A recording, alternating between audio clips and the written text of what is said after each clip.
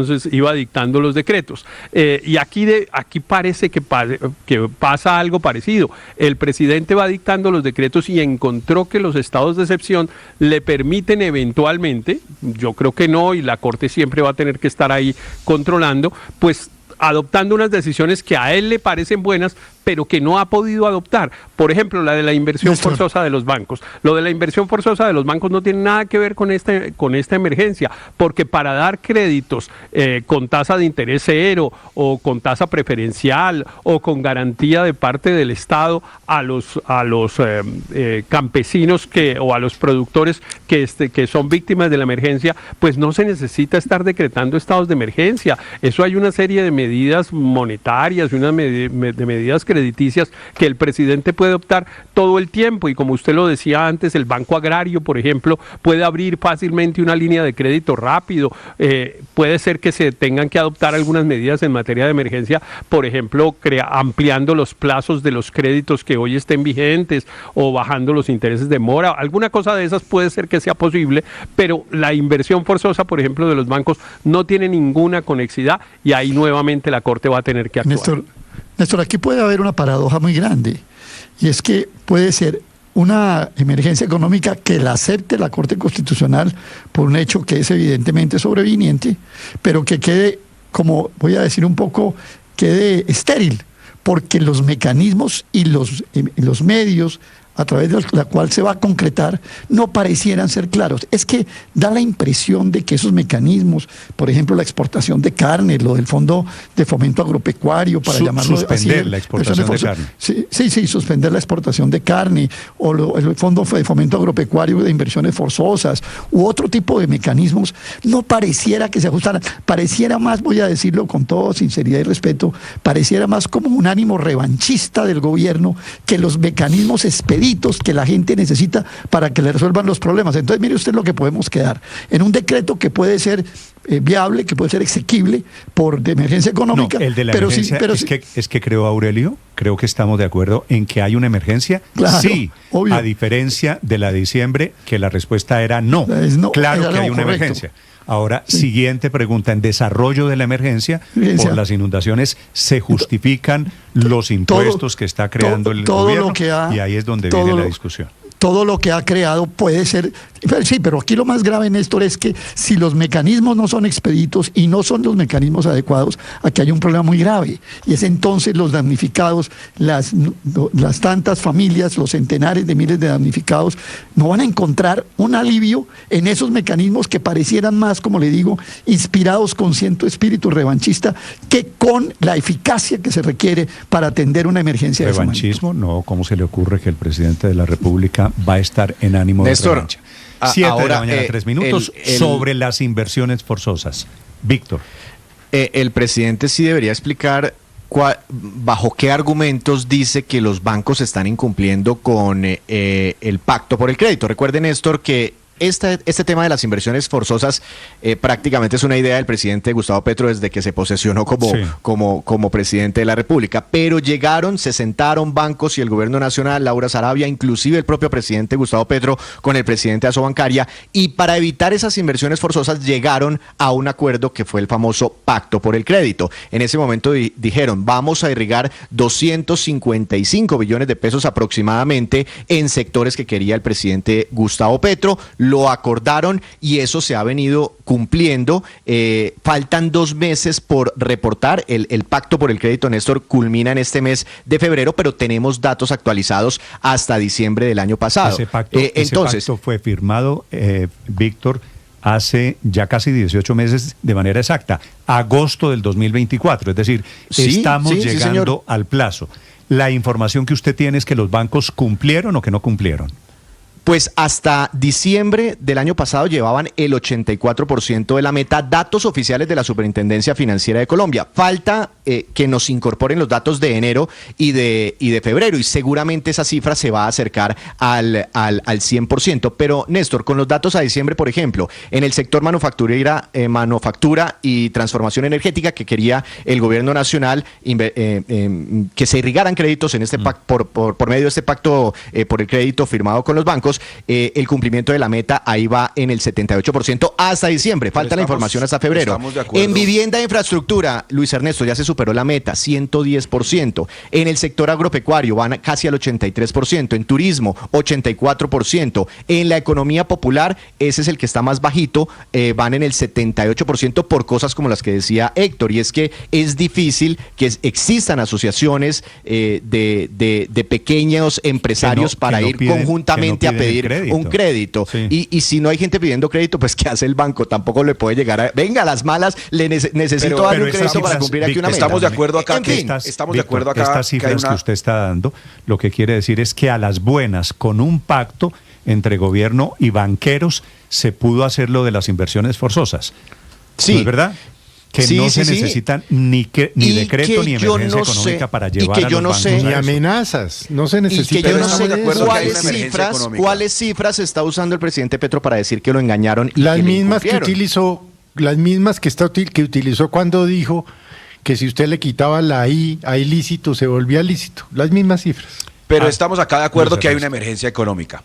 Lo que no puede ser es que decimos, emergencia económica sí, pero plata no. O sea, ni impuestos ni inversiones forzosas. Porque si estamos todos de acuerdo que hay 170.000 familias en Córdoba, 170.000 personas en Córdoba damnificadas, como lo indica el decreto, 35.000 en Antioquia, 31.000 en La Guajira, y que necesitan ¿qué? Necesitan colchonetas, alimentación, una nueva vivienda, necesitan apoyo para el ganado que están perdiendo, pues sabemos que necesitamos plata.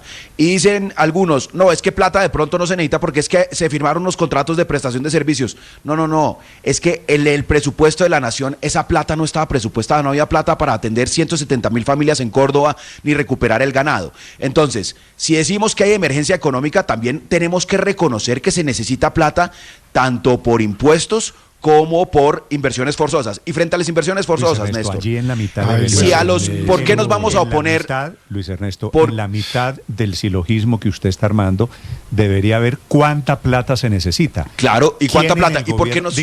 Dígame quién en el gobierno ha hecho una evaluación seria de cuánta plata se necesita.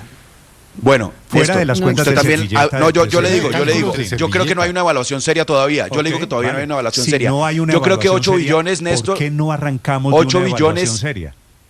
8 billones, porque lo han hecho a las carreras, ¿por qué? Porque están en una emergencia. Y 8 billones seguramente es demasiado, pero Néstor, hay algo que usted tiene, el gobierno yo no sé por qué se oponen, permítame. Twitter, el presidente ¿por qué de la se oponen? República dice... ¿Por qué se oponen? No, oiga esto, el presidente de la República dijo en un Twitter, creo que la construcción de cada escuela, y se necesitan 200 escuelas, vaya usted a saber por qué 200, cada escuela vale 200 millones de pesos. ¿De dónde sale la cifra de 200 Seguramente millones porque el Ministerio de Educación tiene ya unos estudios y unos estándares. Yo entiendo que aquí nos oponemos generalmente a absolutamente todo, pero ¿por qué nos vamos a oponer, por ejemplo, que un banco, a través del mecanismo de inversiones forzosas, le dé a un ganadero, ni siquiera a un pobre campesino, no, a un ganadero cordobés, que acaba de perderlo todo, que tiene su tierra inundada, que perdió cabezas de ganado, le haga un crédito, le haga crédito? No, pero ¿por qué vamos a ponerlo que le haga un crédito para que pueda recuperar el hato ganadero? ¿Por qué le vamos a poner a ese ganadero? Bueno, pero es necesario para ayudar al ganadero.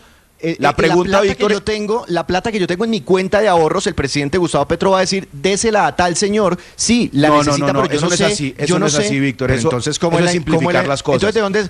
No le va a decir a Víctor, dele la plata al ganadero. No. Con respeto, ¿de dónde sale la inversión? No le va a decir a Víctor, dele la plata al ganadero. Le va a decir al banco. A ver, Luis Ernesto, le va a decir al banco. Le hago una pregunta. ¿Usted cree que la plata... ¿De dónde sale la plata para colocar créditos? Luis Ernesto, ¿usted cree que la plata que prestan los bancos es plata del señor Sarmiento Angulo? ¿O es plata, es plata de los ahorradores? Pero ¿por qué estoy haciendo esta claridad?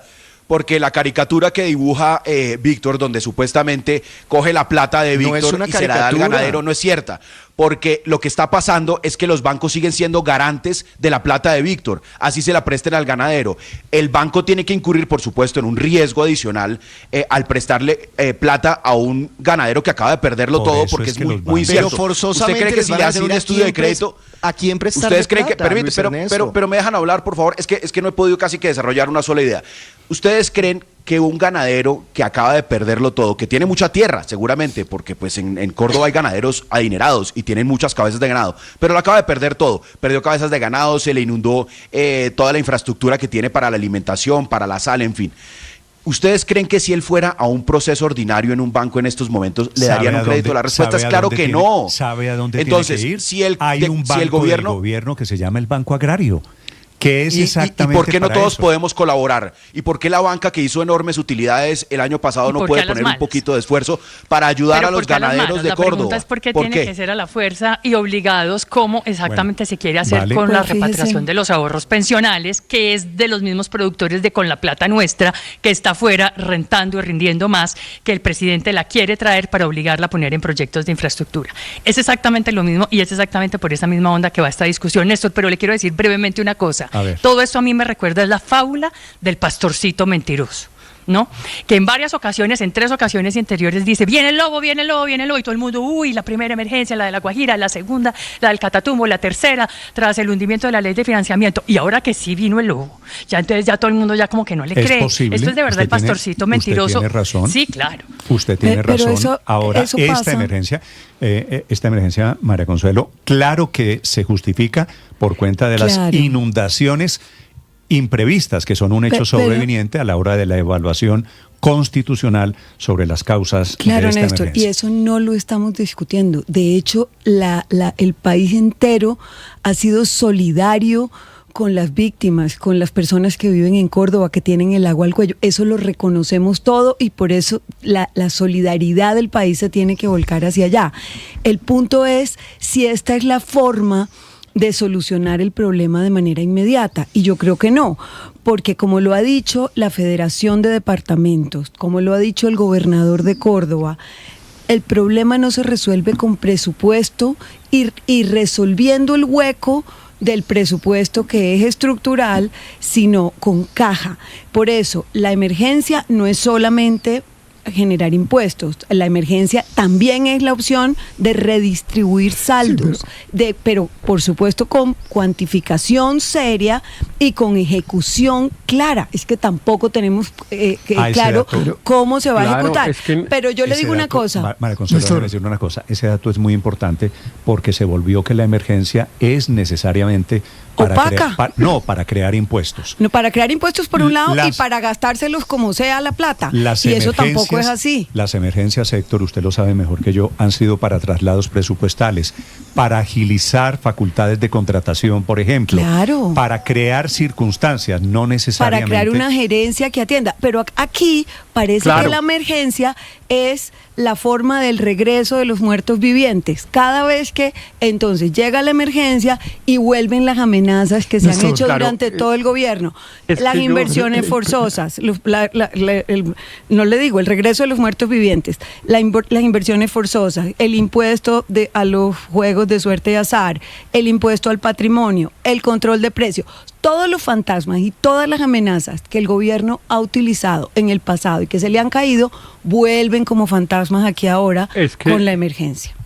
Es que la emergencia, yo insisto, está utilizada como un pretexto para todo eso que estaba diciendo María Consuelo. Es un pretexto. Y claro, porque es también un sofisma, que un sofisma es que parte de algo que es real y después llega a unas conclusiones que son equivocadas o inexistentes, que es un poco lo que dice Luis Ernesto. Claro que estamos en una emergencia económica y entonces ahora ¿cómo nos vamos a oponer? Claro, ese discurso es un típico sofisma porque evidentemente estamos partiendo de la existencia de una emergencia. Para empezar, yo no la llamaría económica porque no sabemos todavía la dimensión de la emergencia, pero además, francamente debo decir, si Colombia para atender una emergencia como la que ocurrió o con la que está ocurriendo en Córdoba, que es muy grande, pero que está focalizada en ese departamento y en algunos municipios más, y que en el fondo, pues claro, es un hecho sobreviniente, pero ya previsible, o sea, posibilidades de inundaciones en Colombia deberíamos tener previstas en el presupuesto, me imagino yo. Si no tenemos cómo comprar 10.000 colchones. ¿A ti que no te parece que esto es una emergencia económica? Por favor, me dices cuánta plata necesitan en Córdoba. Según tú, ¿cuánta plata necesitan en Córdoba? Porque claro, no creemos en los 8 billones del gobierno, entonces ¿cuánto necesitan? Pero por ejemplo le pregunto... ¿Y esa plata está en el presupuesto de la Nación? Si usted sabe o alguien sabe pero cuánto respóndeme, vale, por favor, esa plata está en el presupuesto de la Nación. Debería estar, es lo que yo creo. Debería estar, es que a mí me parece increíble que no tengamos con qué comprar 20.000 colchones. Carlos Carrillo no debería tener plata en la unidad de gestión de riesgo, pero es que como se robaron, como se robaron la plata de gestión de riesgo, entonces no tiene que se llevó Olmedo López. Dígame. Se llevó Olmedo López y los carotanques que compraron para la emergencia inicial que fue la de La Guajira, porque es que aquí no venimos con una sola emergencia, sino que recuerden que esto comenzó con la emergencia por la sequía en La Guajira y se robó la plata a Olmedo López. Entonces, como se quedó sin presupuesto la unidad de gestión de riesgo porque se la robaron integrantes del mismo gobierno, entonces no la presupuestaron. ¿Cuánto valen, por ejemplo, 4.000 reses, que es el número que dijo la ministra ayer que se habían muerto en esta tragedia? Yo no sé hacer esa multiplicación, pero me dicen que una res vale aproximadamente 6 millones de pesos. Sí. Cuando está en su mejor condición, digamos. Eso no me da un número tan grande. Creo Héctor, que todo eso... No valen 20.000 millones de pesos. Las 4.000 no valen 20.000 millones de pesos, las 4.000 reses, me dice Aurelio. Póngamelas bien gordas y bien aliviadas. Eso es de 450 kilos. A ver, Héctor, que son los que se lleva, el peso que se lleva a San Cris. Relativamente menor. No billones de pesos como estamos hablando. Claro, sí, y no estamos por debajeando la tragedia, al contrario, hay una situación de tragedia muy grande, pero de tragedia, entre otras cosas, inmediata. Pues la gente que tuvo que salir de su casa corriendo, hay que darle, por supuesto, un albergue, hay que permitirle darle comida, hay que ayudarle para que reponga sus enseres, en fin, evidentemente todo eso hay que hacerlo, pero inventarse y aprovecharse esto como pretexto me parece incluso un manoseo con las víctimas de esta tragedia. Sí, sobre todo manoseo, porque no van a estar los recursos inmediatos para poderlos atender. Pero Néstor, aquí por ejemplo en el punto que más nos ha llevado controversia, que es el de los fondos de inversiones forzosas, es bueno hacer una precisión. Señor. Finagro, que es, digamos, el organismo financiero del sector agropecuario en Colombia, ya tiene de por sí un rubro de inversiones forzosas. Lo que aparentemente plantea el gobierno es ampliar ese rubro de los renglones a los que está sometido a áreas nuevas, incluso áreas urbanas. Pero aquí es importante señalar con respecto a la forma como se podría subsanar el crédito del campesino. Es bueno que se sepa esto. Solamente 1 de 4 créditos agrarios hoy en Colombia es crédito campesino.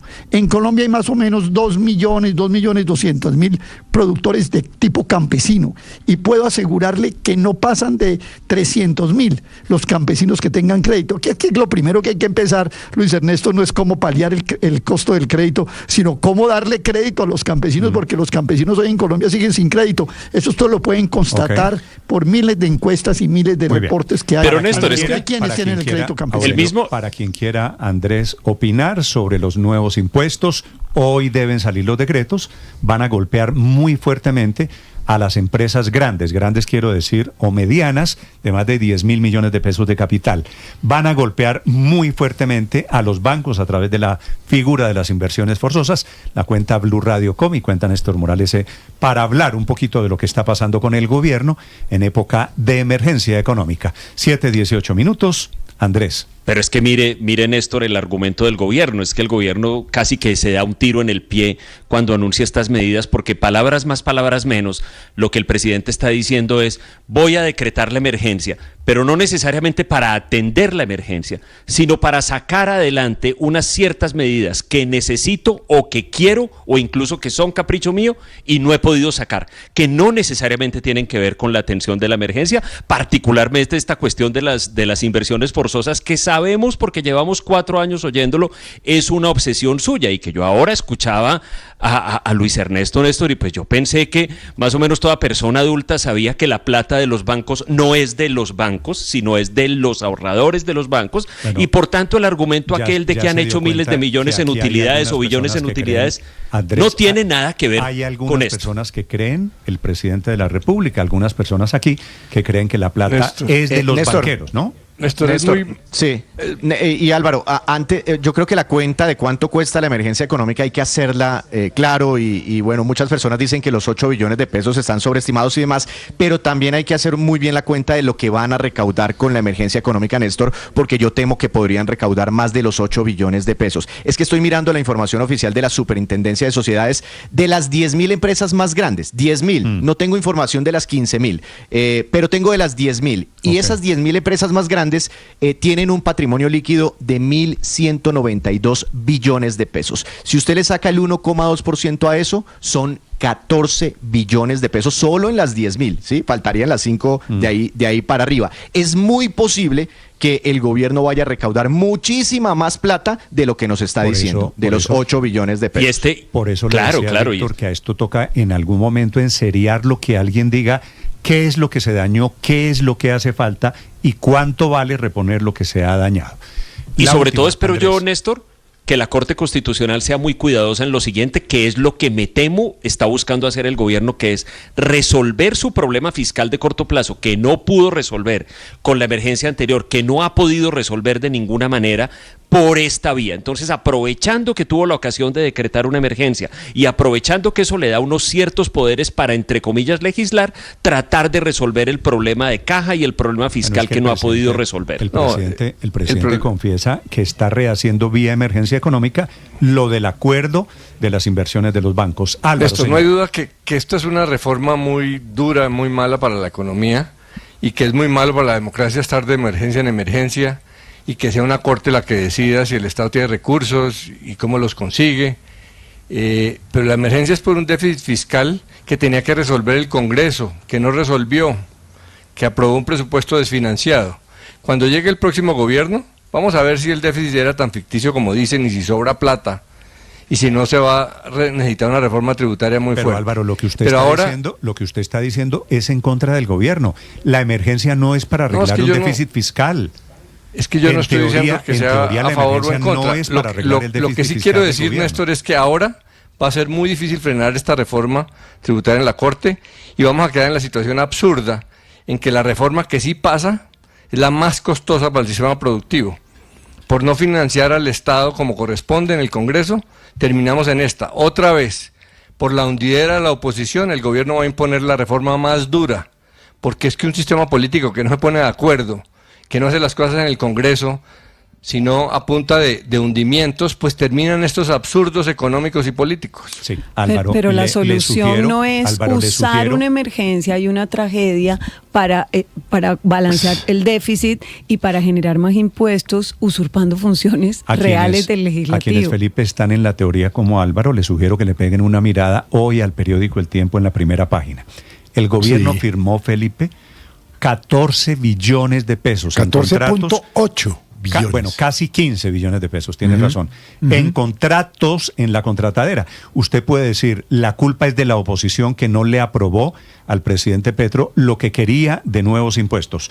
O la culpa, son dos miradas diferentes, es del gobierno que está desbocado contratando gente en esta época de campaña electoral. Néstor, por supuesto. es que me rasparon la olla, Néstor. No se equivoque, llegaron a raspar la olla. Es que lo de la Unidad Nacional de Gestión de Riesgo es lo que, digamos, medianamente sabemos. Pero cuando se sepa la verdad, nos vamos a dar cuenta de los economistas que llegaron fue a robarse todo. Lo de los casi 15 billones de pesos en la contratadera es una denuncia de la Contraloría. Pero estas denuncias se suma a muchísimas otras, Néstor, que ha hecho la Contraloría. Es decir, es que llegaron a raspar la olla. Sí. Y ahora es culpa del Congreso porque no le aprobó más plata para seguir robando. ¿No? Y a usar una solución que no resuelve el problema, porque la gente tiene el agua al cuello y esta no es la medida correcta. De acuerdo, pero el tema de los 14 billones hay que tomarlo con beneficio de inventario, porque ese es el funcionamiento del Estado. Ahora, puede ser que hubieran podido ser 12 billones, pero lo que no hubieran podido es ser cero, porque ahí hay contratadas un poco de gente que está trabajando hace tiempos, que además se ha contratado en el Estado durante décadas por esa vía de los contratos de prestación de servicio. Se firmaron 101.000 contratos de prestación de servicio según ese informe de la Contraloría. Justo antes de que entrara en vigencia la ley de garantías electorales. Como ocurre siempre, porque los contratos hay que hacerlos por cada vigencia, y entonces durante el mes de enero había que contratar a los contratistas. Ahora, puede ser que hayan sido muchos contratistas, estoy de acuerdo, y que haya una parte. Bueno, pero entonces no son 14 billones el problema, sino 1 o 2 o 3, pero no 14. Mire lo que dice, yo solamente le hago la comparación frente a lo que ocurrió en enero del 2022. Es decir, gobierno Iván Duque. Lo que se gastó este año el gobierno nacional, solo el gobierno nacional, que firmó 164.813 contratos directos por 14.86 billones de pesos. Digo, enero de este año, antes de la ley de garantías.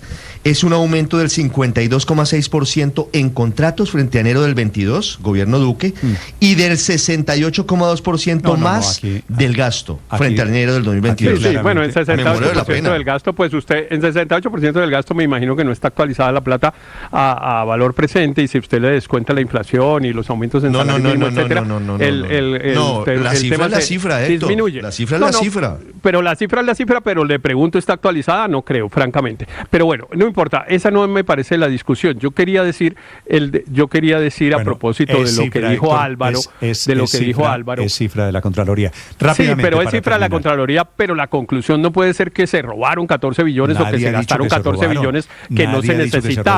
Que están en una maratón de contratos que es diferente. Claro, como todo el mundo cada vez que va a haber ley de garantías. Pero lo que yo quería decir es que, otra vez, digamos, el comentario de Álvaro, usted dice, Néstor, es contra el gobierno, y sí, la verdad es que Álvaro pone de presente, Álvaro revela lo que los funcionarios no dicen, pero todos sabemos que efectivamente otra vez están usando de pretexto la emergencia para paliar el déficit fiscal, y para eso no es la emergencia, están manoseando a las víctimas de la tragedia de Córdoba. 7 de la mañana, 26 minutos. Pero se necesita la plata, que fuera a decir esto. Si los bancos Héctor, no pensé que fuera a decir esto, pero estoy de acuerdo con usted. La última, rápidamente, Luis Ernesto. Se necesita la plata, maravilloso si los bancos a través de este mecanismo de inversiones forzosas le dan a los ganaderos una plata, y si con unos buenos recursos se pueden apoyar a 170.000 familias, perfecto. Pero la pregunta de dónde sale la plata, de qué tipo de impuestos y qué tan perjudiciales para la economía es fundamental. Si le cobran, por ejemplo, a los juegos de azar, eso no afecta en mayor medida el aparato productivo. Entonces, perfecto que le cobren a los juegos de azar IVA o algunos impuestos.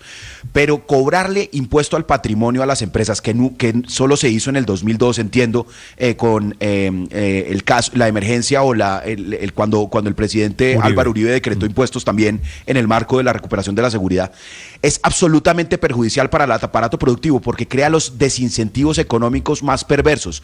Ninguna empresa va a querer crecer. ¿Por qué? Porque entre más crezca, más le castigan con el impuesto al patrimonio.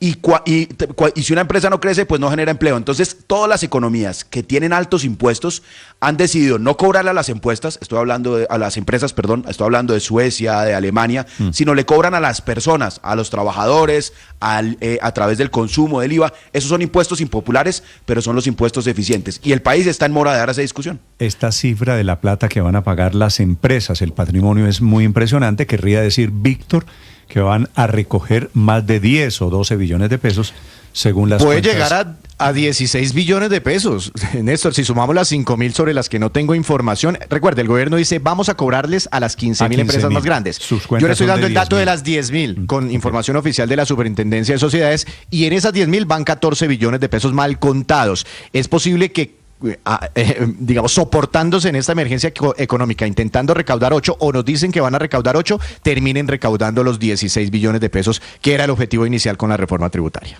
Estás escuchando Blue Radio. Se viene el Mundial. Faltan 118 días para la Copa del Mundo. Se juega en los estadios, se vive en Blue Radio.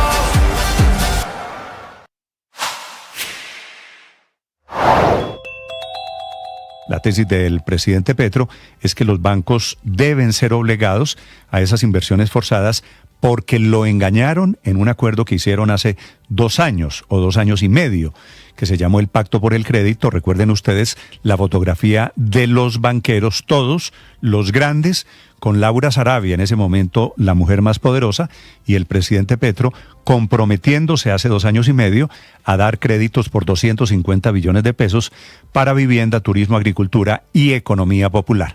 Como le incumplieron en épocas de normalidad, el gobierno ahora quiere la misma figura, inversión forzada, en la época excepcional de la emergencia económica. Los bancos van a tener que prestar a corto plazo, a plazos que diga el gobierno, con tasas que diga el gobierno y con la destinación que diga el gobierno.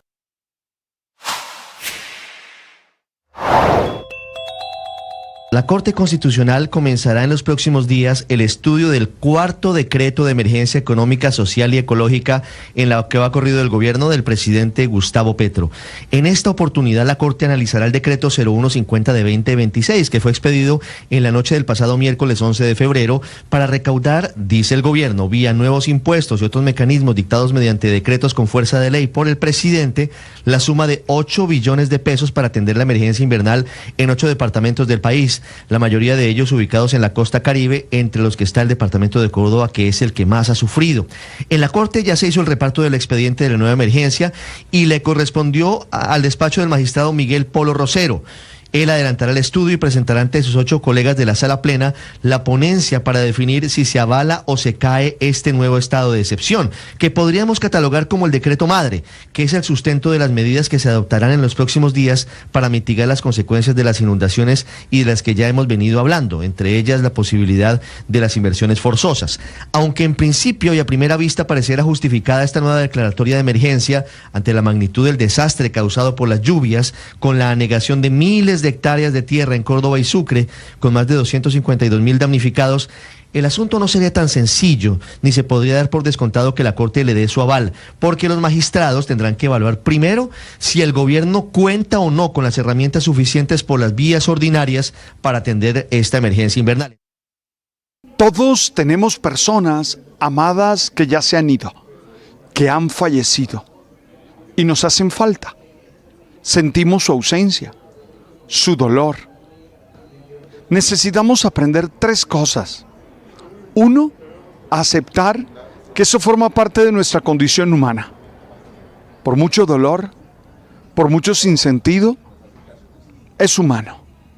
Lo humano fenece. 2, aprender a dar gracias. Aprender a reconocer todo lo que esas personas fueron para nosotros. Sus palabras, sus actitudes, sus acciones, sus regalos, sus dones, todo lo que nos dieron. Y recordarlos y pensarlos con agradecimiento. Y 3, comprometernos con nuestro presente, con nuestro hoy. Que esa sea una manera de honrarlos. Vivir siendo felices, para que ellos... El padre Alberto Linero es periodista y también está en Mañanas Blue. 7 de la mañana, 32 minutos. Tengo en mi memoria muchos recuerdos de mis papás disfrazados y metidos en las cumbiambas del carnaval. Muchos recuerdos de verlos participar en algunos bailes típicos, como el Congo Grande en las calles de Santa Marta, y también recuerdo el sonido de los tambores con la flauta de millo en cada una de las esquinas de mi ciudad, alegrando nuestra vida. Por eso a mí particularmente me gusta mucho el carnaval y lo entiendo como creación cultural, como expresión de esa hibridación cultural que somos, como ese espacio de festejo y claro, como un espacio de celebración.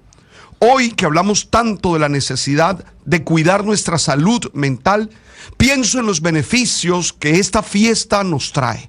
Quiero señalar por lo menos 4. El primero, obvio, la liberación de las emociones. El baile y la música actúan como herramientas para reducir el estrés, la ansiedad y la tensión. El segundo, la expresión personal y la creatividad. Oye, disfrazarse, permitir asumir roles diferentes, aumenta la confianza y la autoestima, especialmente en los niños. El tercer beneficio tiene que ver con la socialización y la pertenencia. Recuerden que en el carnaval no hay estratos sociales, cuando en la calle todos nos encontramos y todos bailamos con todos. Y un cuarto beneficio, la catarsis. Claro, ahí hay un espacio para romper la rutina y liberar tensiones reprimidas. Estoy seguro que vivir el carnaval nos ayuda a tener mejor salud mental.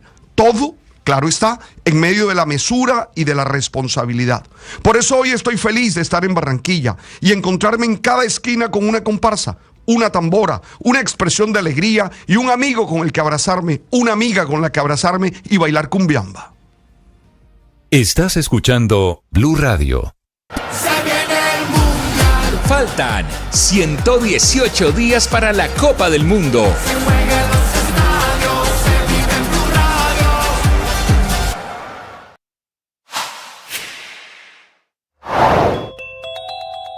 De anoche fue una muy dura arremetida del presidente Petro con el sistema financiero.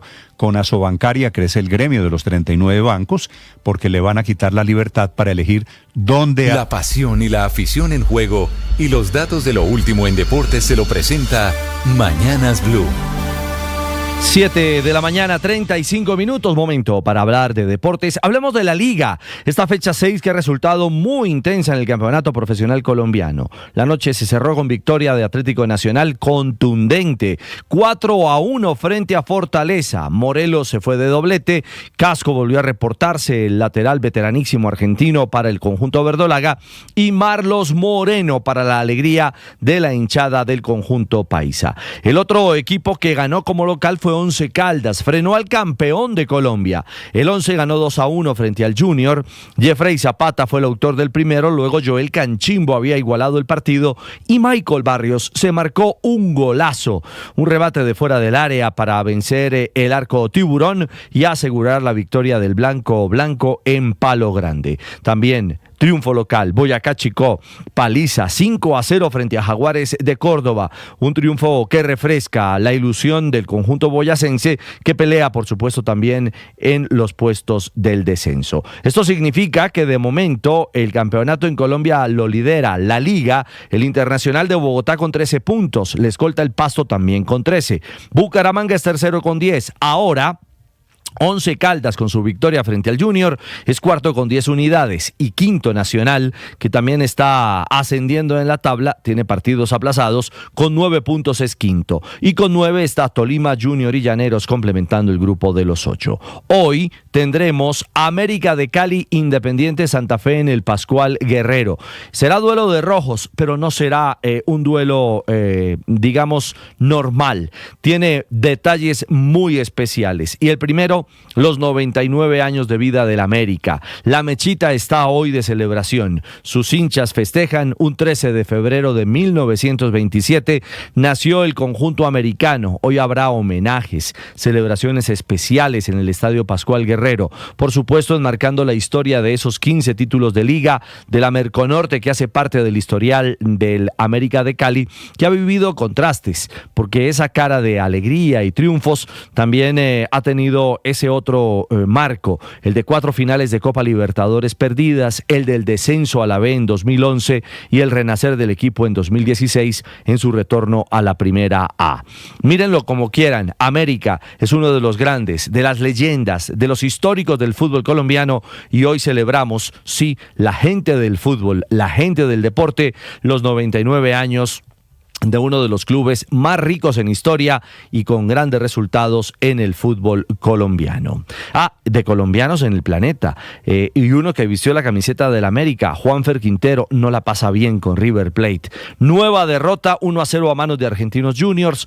River ha perdido 11 de los últimos 18 partidos y acumuló su segunda derrota consecutiva en 6 días. Al final, Gonzalo Montiel y Juanfer Quintero salieron calientes, se taparon la boca, estaban hablando en la cancha. En fin, la cosa no camina bien para River en este campeonato. Y atentos porque en el Sudamericano Sub-20 femenino en Paraguay, Colombia cerró con cifras perfectas esta primera fase. 0-0 frente a Paraguay, una Colombia invicta, líder, con la valla mejor, invicta sin recibir goles en 4 juegos, con una Luisa Agudelo con mando y orden en el arco nacional. Con 8 puntos Colombia avanzó primera y el próximo lunes, junto a Venezuela y y Paraguay, comenzará el hexagonal final. Hoy se conocerán los rivales de la próxima ronda. Y dos noticias al cierre en este primer bloque. En béisbol, Colombia, finalista de la Serie de las Américas en Caracas, derrotó 6-4 Caimanes de Barranquilla a Águilas Metropolitanas de Panamá.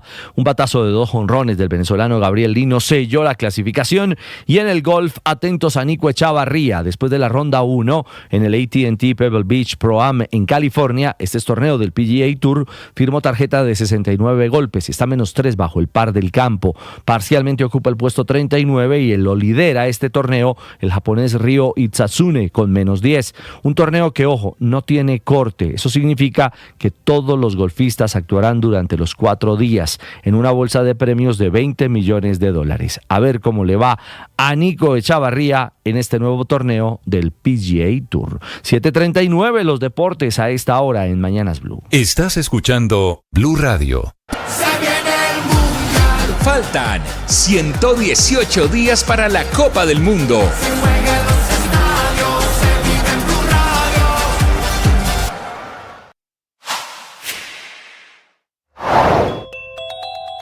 Córdoba cumple 3 semanas bajo el agua y aunque el nivel de la inundación empezó a bajar, las consecuencias aquí apenas comienzan. Estamos a 23 días de las elecciones del 8 de marzo. Hoy la principal preocupación es saber si en esa región van a poder o no participar en las elecciones, si la gente va a salir a votar hoy cuando tiene otras preocupaciones y prioridades. La registraduría tiene un plan de última hora intentando sostener sobre todo esta logística electoral de Córdoba y Sucre. Lo primero será una jornada masiva para que la gente saque la cédula, porque el agua a muchos los dejó incomunicados y los dejó indocumentados, que significa necesitan de nuevo el documento de identidad para ir a las urnas. Luego, el problema será dónde instalar los puestos y mesas de votación, porque los colegios, los puestos de salud o edificios que son oficiales y que tradicionalmente sirven como puestos de votación, hoy o están inundados o sirven de albergue para los damnificados. Entonces hay 23 días para definir dónde se instalan 595 puestos y 4.300 mesas de votación que tiene ese departamento. Lo que dice la registraduría es que las elecciones en Córdoba se mantienen y que hay cómo hacerlas,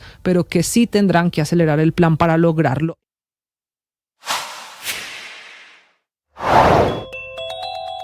De anoche fue una muy dura arremetida del presidente Petro con el sistema financiero. Con Asobancaria crece el gremio de los 39 bancos porque le van a quitar la libertad para elegir dónde hacen sus inversiones y eso por supuesto va a tocar la tasa de interés y la rentabilidad de los colombianos. El presidente Petro ahora con los bancos, que están también en el listado de las 15.000 empresas que tienen un patrimonio cada una de más de 10.000 millones de pesos. Los bancos, por supuesto, muy por encima, que van a tener que pagar el nuevo impuesto hasta 1.2% de su patrimonio, que van a ser bancos, sector privado, el gran financiador de la nueva emergencia económica, tema de anoche en el Consejo de Ministros tercero del presidente Petro, transmitido por televisión. La experiencia espiritual nos hace tomar conciencia de nuestra libertad.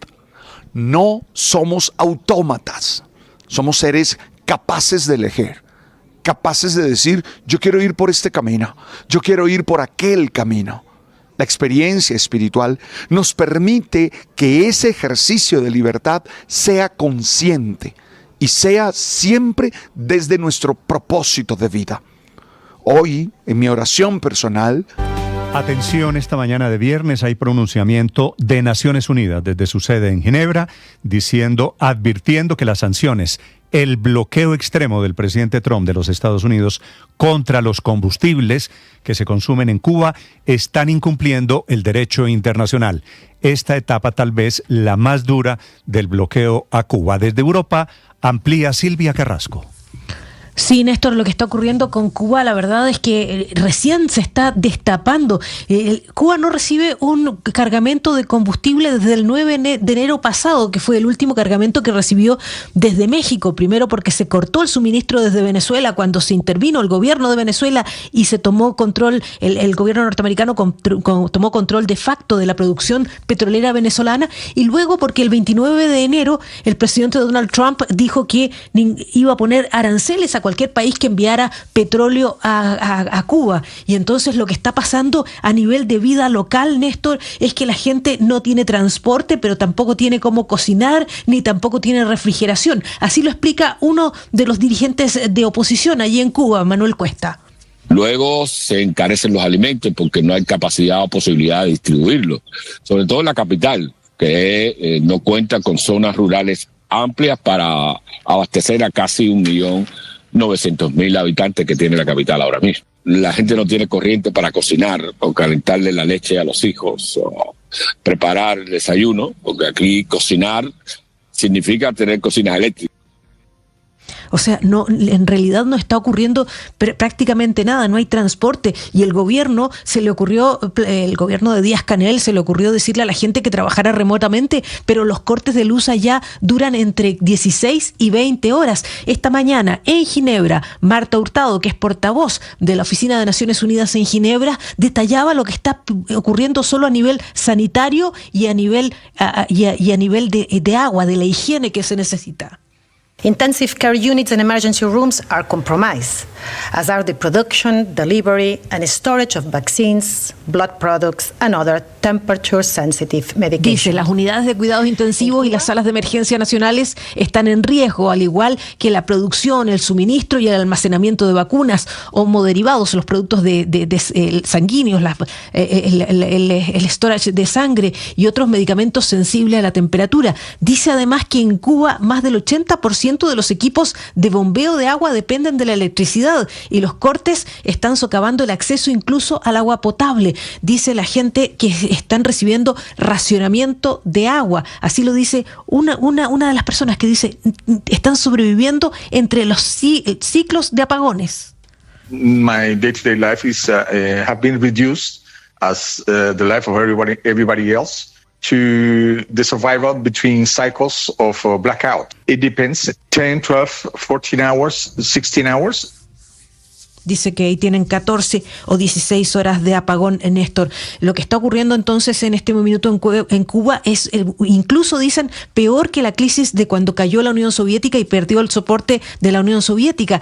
Y desde México, en las redes sociales están tratando de organizar una cosa como la que se hizo para Gaza, que son flotillas para ir a ayudar a los cubanos. Ellos apenas hoy han recibido 2 barcos mexicanos esta mañana en el puerto de La Habana que iban con leche en polvo y otros suministros de alimento, pero nada que pueda todavía solventar los problemas que están viviendo los cubanos, Néstor. Silvia, gracias. Efectivamente, México y Rusia esta mañana anuncian la intención de ser salvavidas de esta Cuba llena de apagones y llena de problemas porque no tiene combustibles. Al contrario, Estados Unidos está endureciendo este cerco y creando una forma de vida invivible para millones de cubanos. Desde Washington, Juan Camilo.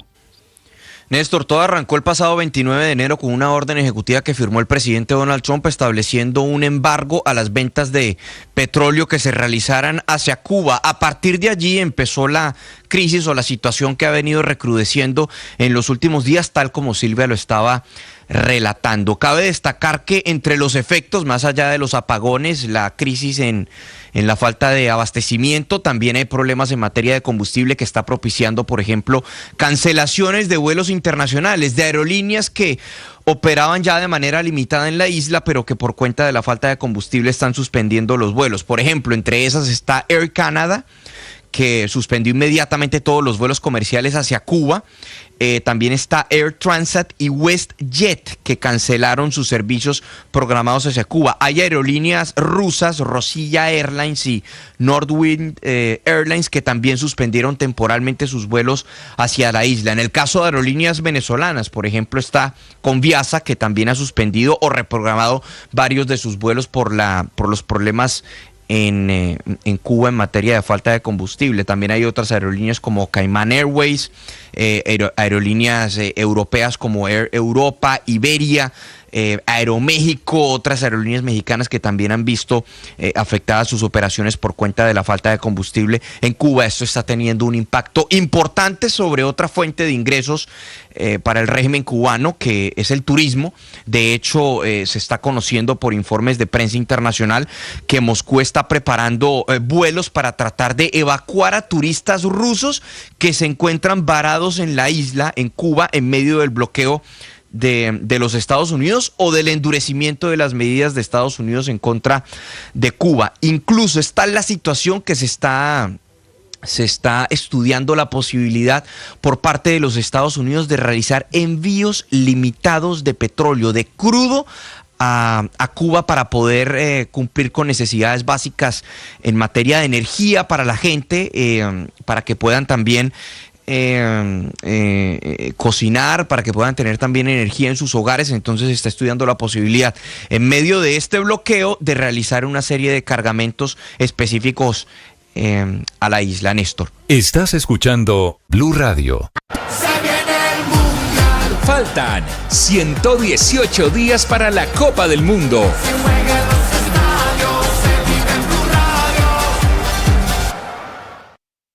Bienvenidos, un gusto saludarlos. Buenos días, oyentes. Con ganas iniciamos nuestro día. Mañanas Blue con Néstor Morales es de nuevo el programa más escuchado en Colombia. Es una buena noticia. ¡Qué delicia!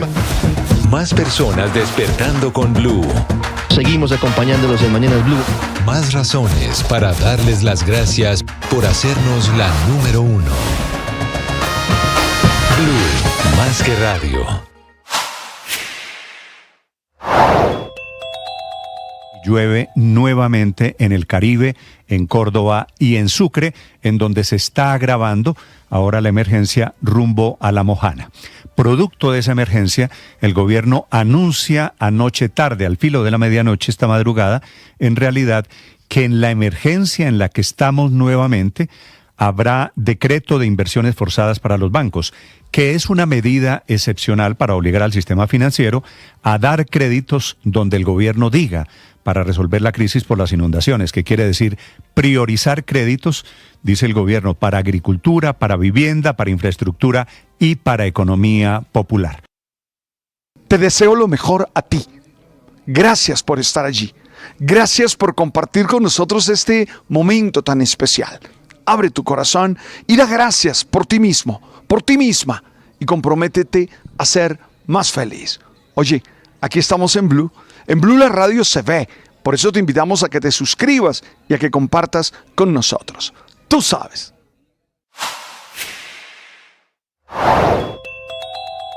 La tesis del presidente Petro es que los bancos deben ser obligados a esas inversiones forzadas porque lo engañaron en un acuerdo que hicieron hace 2 años o 2 años y medio, que se llamó el Pacto por el Crédito. Recuerden ustedes la fotografía de los banqueros, todos los grandes, con Laura Sarabia, en ese momento la mujer más poderosa.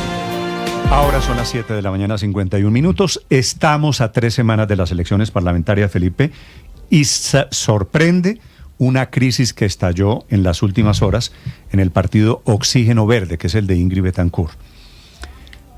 Hay una cantidad de acusaciones que están llevando esta mañana a la renuncia de candidatos al Congreso en el partido de Ingrid. Cruce de cartas, cruce de comunicación y cruce de acusaciones. Pero, Néstor, ¿cómo es que dicen? Fijamos sorpresa. Esto es exactamente Ingrid siendo Ingrid.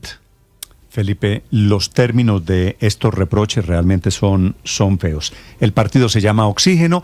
La batalla que hay a 3 semanas interna en un partido que estaba intentando, y esto va a ser por supuesto un golpe demoledor, intentar llegar al umbral. Juan Camilo Maldonado. Néstor, buenos días. Se le acaba el oxígeno a este partido. La crisis interna en el partido Oxígeno se ha agudizado por el enfrentamiento entre Ingrid Betancourt, fundadora y directora de la colectividad, y Sofía Gaviria, cabeza de lista al Senado a menos de un mes de las elecciones legislativas.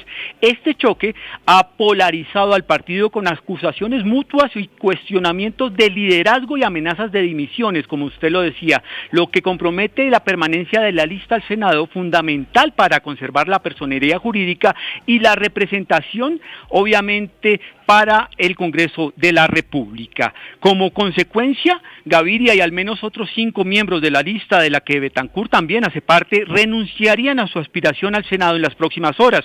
Nombres como Jorge Duque, un nombre muy reconocido en el gremio textil, y Germán Marmolejo, líder afro, suenan para salir en las próximas horas, Néstor.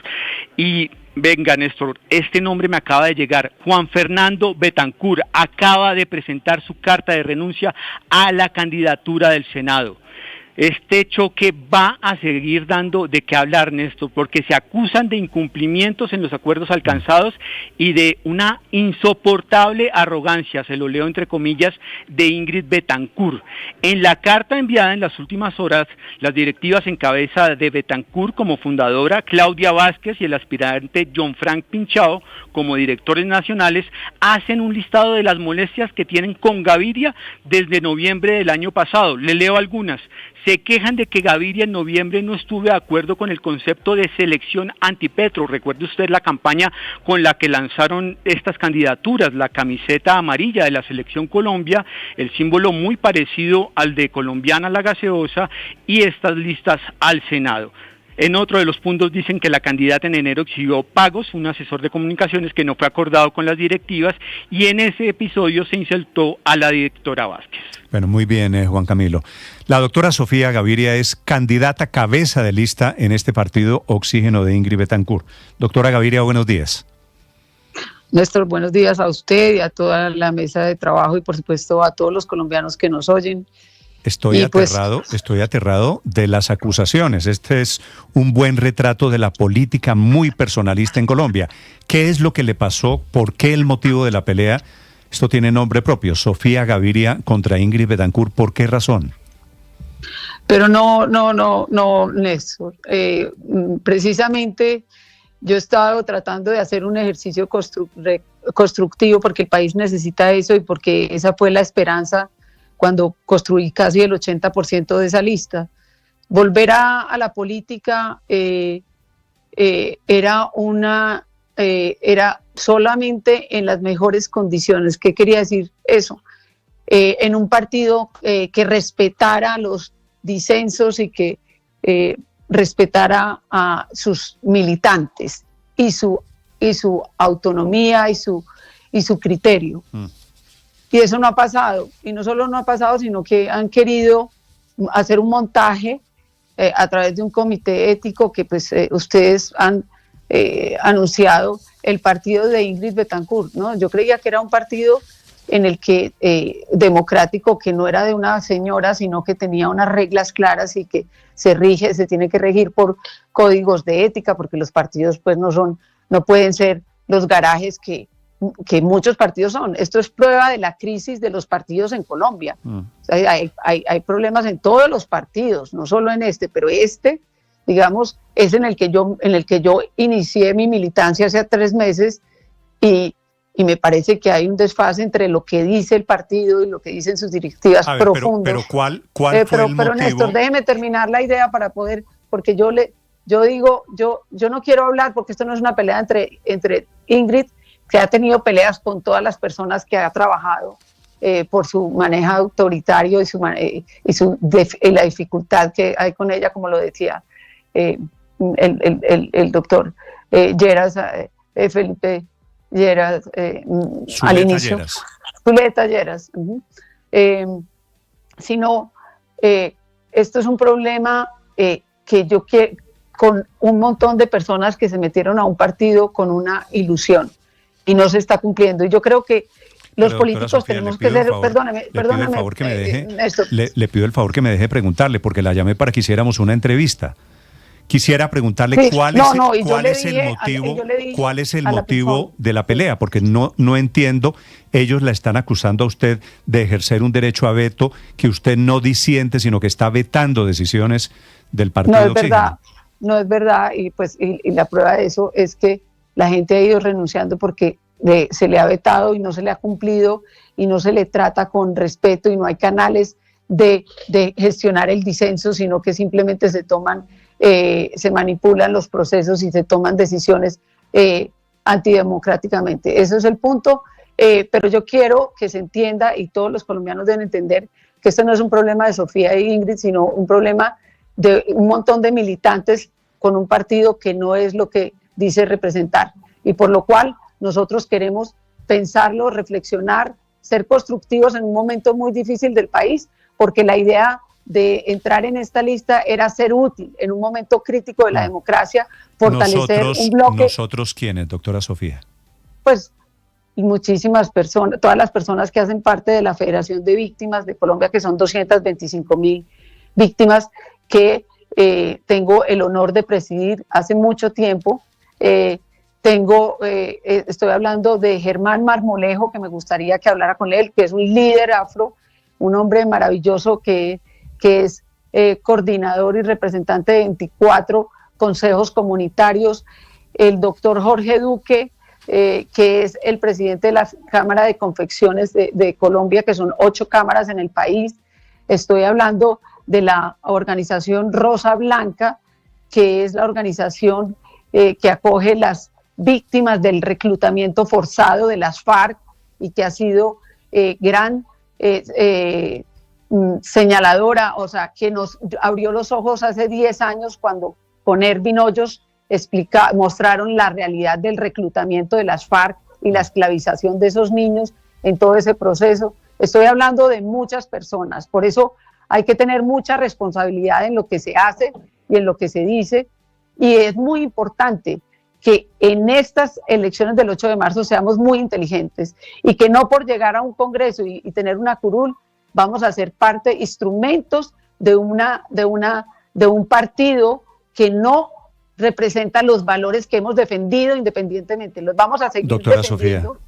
Y los vamos a seguir defendiendo desde donde estemos. Le iba a preguntar usted qué decisión iba a tomar si se quedaba como candidata, pero creo que la está escuchando Ingrid Betancourt, que está escribiendo en Twitter lo siguiente. Bueno, pero yo no, quiero un enfrentamiento entre Néstor, y me da mucha pena. Si me deja leerle el trino. Yo me debo a esas personas, yo no soy como Ingrid, yo tengo que hablar con esas organizaciones para tomar una decisión. Le estoy diciendo, hoy no tiene que tomar. Ese fue el compromiso que yo le doctora hice Sofía, no va a tener que tomar ninguna decisión. A su periodista, que yo iba a hablar con esas directivas, y con todo respeto iba a respetar los procesos y los Ingrid canales. Betancourt, doctora Sofía, sí. Ingrid Betancourt está escribiendo en este momento, la leo entre comillas: Sofía Gaviria sale de la lista del Partido Oxígeno al Senado, no por diferencias conmigo, sino porque no le gustó esta campaña donde invitábamos a todos los colombianos a que pasáramos de la violencia verbal y física a las acciones en las urnas el 8 de marzo. ¿La están sacando a usted? Sí, bueno, no sé si me pueden sacar, pero lo que sí le puedo decir es que